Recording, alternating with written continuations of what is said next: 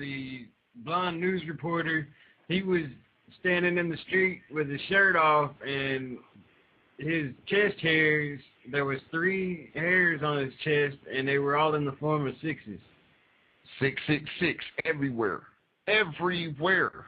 Can you believe this? No. It's on the news. That means it's real. I know. Let's hear a few minutes of Project Censored's movie. In this section, they talk a bit about why and how our news gets censored. I don't have the video, just the audio, but I do recognize some of the voices. Among them are Noam Chomsky, I think Dan rather, and at the end, the late Howard Zinn. Let's have a listen.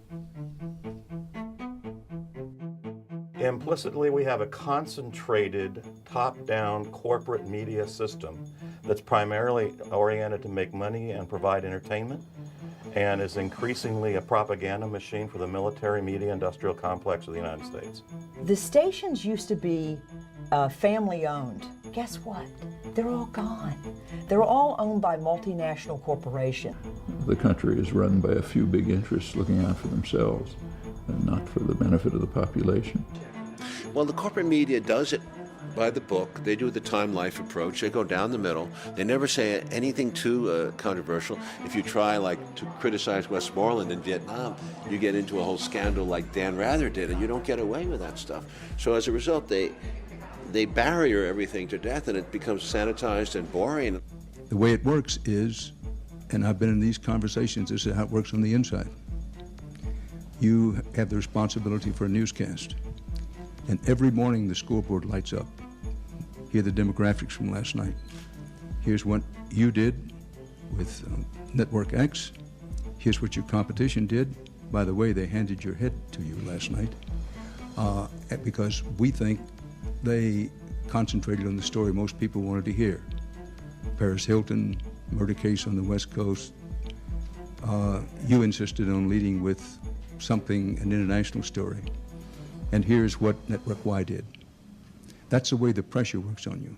Censorship is one of our most serious problems, if not the most serious problem. And I think we have to look at censorship as taking many different forms. But there's this much more subtle form of censorship, which is exercised every day by the mainstream press. Mainstream press is a good way to put it, where the owners censor it. I talked recently to a very high-up reporter in one of the major U.S. newspapers, the New York Times, and he said, you know, I'm not censored. I can write anything I want and turn it into my editor, but he decides what to publish and what not to publish. And if he doesn't publish any of my stories for a couple of weeks, I lose my job. So theoretically, I'm not censored. Nobody puts black lines through sentences. It's not the old-fashioned form, but he's censored. Fear permeates every newsroom in the country. One of the fears is that our circulation will go down, or our ratings will go down, or demographics will go down, and I do not accept myself in this criticism. It is, listen, somebody else is running with a story that I don't think ought to be the lead story. But for 10 days, they've been on a ratings climb and we've been on a ratings decline. And the reason entertainment values have reached the point where they've almost tsunami-like overwhelmed news values is this reality. If you continue to lose demographics, you continue to lose in the ratings, you probably aren't going to last. Good evening, and welcome to CMN, the Corporate Mainstream Media News Network. I'm Hallie Burton. In today's news, Americans are breathing a sigh of relief as Congress has agreed to bail out our struggling banking industry, saving our country from a deeper recession and economic collapse. In other news, Lindsay Lohan was implicated for allegedly stealing jewelry, and Charlie Sheen, he's back in rehab. The corporations control the world today. There was a time not so long ago, a few hundred years ago, when geopolitics of the world was controlled by religious organizations. And then it was governments. And you had some totalitarian governments, you had some democratic governments, but governments really ran things. Today it's the big corporations.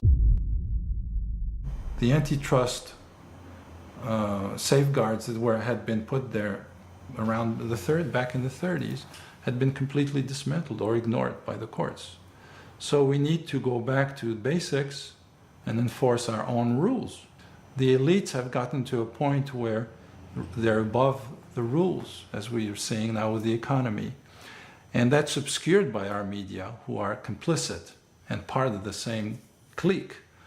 And we need to dismantle all of that through reforms and just say, no, let's go back. The rules actually say this. We need to enforce this. Welcome back to the Project Censored show. This is Mickey Huff in studio with Peter Phillips. For the last segment of the show today, in the last 5-so-odd minutes we'd like to call attention to a couple of guys that have been making a film about media censorship. So that's certainly right up our alley. In 1996, Congress passed the Telecommunications Act, which led to a gold rush of media mergers and takeovers in the United States. Today, fewer than 5 major media corporations dominate U.S. news and information systems. As a student of Project Censored, we discussed the spin that corporate media used when describing the Telecommunications Act of 1996.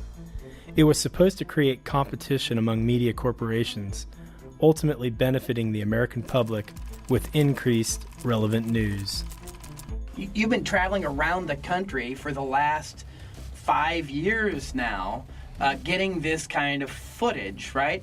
And you're putting together this story of media censorship, propaganda. The fact that we have censorship in our media is not an occurrence that happens because of ignorance. It is something that happens because of deliberate policy.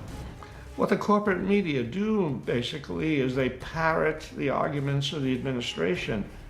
They don't challenge the administration, they report the administration. But in reporting them, they are giving the administration the airwaves. They're giving them the platform. They're crowding out everything else. They're not reporting the views of the opposition. And so all that the public gets is the statements of the political leaders of the country.